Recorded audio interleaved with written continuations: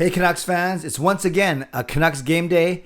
The Canucks will be going for their 8th straight win against the Los Angeles Kings. I'm Canuck Clay. I'm the founder of the GLCPC, the Good Looking Canucks Positivity Club. This is my Canucks take all in one take. It's Clay's Canucks commentary for Thursday, December the 30th. If you're new, here's what you should do. Hit the subscribe button now for daily Canucks insight that's positive, timely, and trustworthy. I'm only 8 to 10 subscribers away from 8,500, so help me get to that milestone by the end of this year, which really is only today and tomorrow. Shout out and thank you to my sponsors, Perform and Transform, Personal Training and Weight Loss. Sign up now for a free 7-day trial. Use the link in my video descriptions.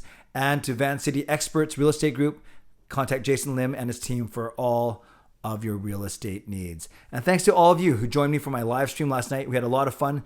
People donating, people subscribing, people upgrading. We have Justin Credible moving from hero to legend, which is legendary. We had Carol Bovenlander moving from Hall of Fame to hero. So hopefully I get all those things right when I do my shout outs at the end of this video. And of course, a wonderful game by the Vancouver Canucks. Yes, they went down 1-0, but it never felt like it certainly didn't feel like they're out of the game, especially as they dominated the third period.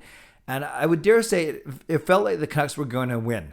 I'm not just saying that because they did end up winning, but they just had so much momentum, so much confidence, getting so many chances. John Gibson played very well, but it was one of those games where they seemed destined to win. And sure enough, they did on a very exciting play, a very great individual effort by JT Miller in overtime.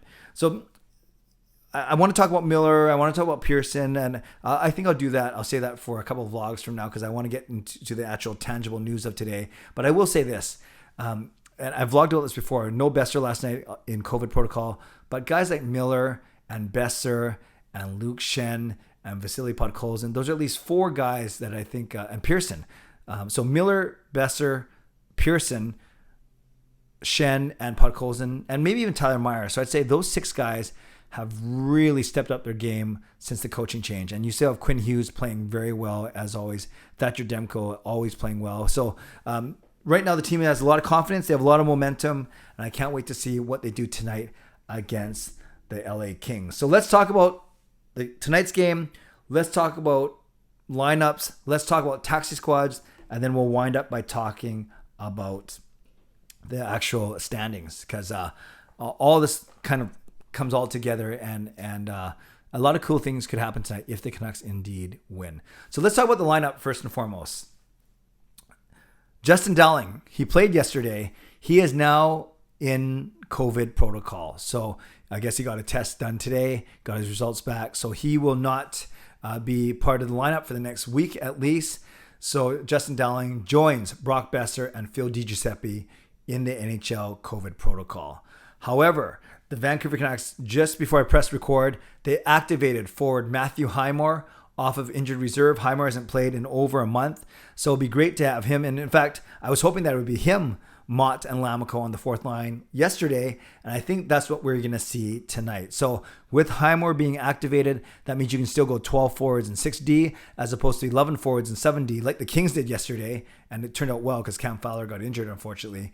But so instead of going 11 and 7 and Kyle Burroughs drawing in the lineup and maybe playing as a forward, now the Canucks can go back to a traditional 12 and 6. So I think it's going to be, of course, it's going to be Miller with Pearson. Those two are being amazing. With Chason subbing in for Besser. Then you have Pettersson, Podkolzin, Garland, Horvat, Dickinson, and Hoglander. And then now your 4th line will be Lammikko, Mott, and Highmore. Again, I like the looks of that 4th line. Then on D, OEL with Myers, Hughes with Shen, and then Hunt with Pullman. That means Kyle Burrows, the only healthy body as a healthy scratch. And as I anticipated last night, and I've said for the past few days, is Jaroslav Halak will get the start in goal. He's won the only game that he's played under Bruce Boudreau. That was that crazy Columbus game a couple weeks ago. So let's hope that he shows a full effort. It wasn't his fault, those 3 goals, but maybe 2 of the 3 of them were in that Columbus game. But then he got better as the game went on, kind of like the Canucks did last night. So let's hope that Halak and the team is sharp from the very start. And I want the Canucks to win, obviously, for so many reasons. But one of them is I don't want the Canucks to lose and then people then saying, oh, the Canucks would have won if Demko played or second-guessing Boudreau. A, why would we second guess Boudreau considering what he's done for us already? And B, I think you got to play Halak. You have to have confidence in your backup as well. And it makes sense. Sure, Demko might be feeling good after last night, but why not rest Demko and have him ready for Saturday when you should be able to win with Halak as well? Although, of course, Demko got his shutout against the Kings 4-0 way back on December 6th. That was the first game of the Boudreau era, the game that started off this 7-game win streak. But so that's one reason why you might play Demko tonight, but I'm not going to second guess it. I'm not worried. I'm looking forward to Halak having a great game tonight. So Halak's in net, and then expect Matthew Highmore to come in for Justin Dowling, who once again joins Besser and DiGiuseppe in NHL protocol. Alexa, be quiet. I'm not sure why Alexa's going off right in the middle of my vlog, but that's okay. We'll just leave that in there. I'm not sure what was going on there. Okay. Speaking of COVID and taxi squads, I talked about this yesterday a little bit. The Canucks have added 2 players to their taxi squad. Remember, this is a group of players that can skate in Vancouver. They are not necessarily connected to the farm team, but at least they are close by to Abbotsford. So I don't know if you can take them off the taxi squad and get them in a game if you need to in Abbotsford. Regardless, it's 2 players. It's defenseman Ashton Sautner and it's goalie Spencer Martin. Now you're saying, why is it Martin and not DiPietro or Silovs? Because you want those guys playing in Abbotsford and not getting disrupted in their routine. You hopefully don't have to dip into your taxi squad, although the Canucks are pretty close to it right now with 3 forwards in COVID protocol. But you have Sautner as a defenseman and you have goaltender Spencer Martin on the taxi squad. And I expect the Canucks to add 1 or 2 forwards to that taxi squad if they need to, because, like I said, they don't have any, with Highmore now playing, that's it. They have all 12 of their healthy forwards. Remember I was talking 2 days ago, they have 15 forwards to choose from? No, now they only have 12 because 3 of them are in COVID protocol. So again, Ashton Sautner and Spencer Martin on the taxi squad. They did not travel to California. They are still in Vancouver. But if they need to, they can just bring guys down to California or maybe even for the Seattle game on Saturday. All right, last thing I want to talk about is the standings. The standings, yes. I can't believe we're actually talking about the standings with this Vancouver Canucks team. Because they have won 7 straight, I project them now to get 94 points to get in the playoffs. They got to go to 29, 17, and 4. That gets you the 62 points, 29 wins, 58 points plus 4 overtime shootout losses, 29, 17, and 4. That's not bad, actually, considering, actually, that's very reasonable, considering 3 weeks ago, I was saying they have to go 36, 17, and 4. But they've won 7 straight, so now they only have to go 29, 17, and 4. Still a tall task, but certainly looks relatively at least it's realistic now and not completely improbable. Check this out, you guys. If the Canucks win tonight and if San Jose loses, the Canucks will jump all the way to the 3rd wildcard spot. They will jump over LA, San Jose, Winnipeg, and Dallas. Coming into tonight's game, Winnipeg has 33 points, but they don't play tonight. San Jose plays 33 points, has 33 points. If they lose to Philly, they'll stay at 33.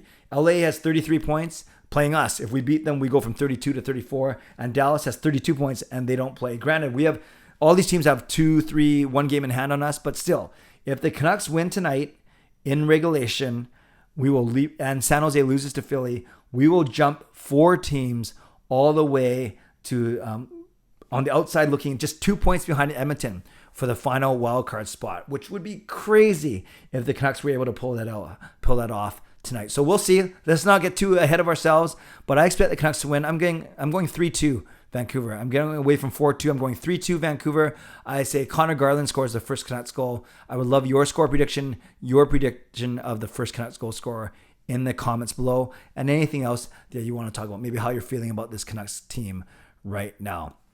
Don't think I'm going to do a live stream tonight. I want to stick to my Sunday, Wednesday schedule, especially given that I'm going to be going to 3 live streams a week starting in the new year.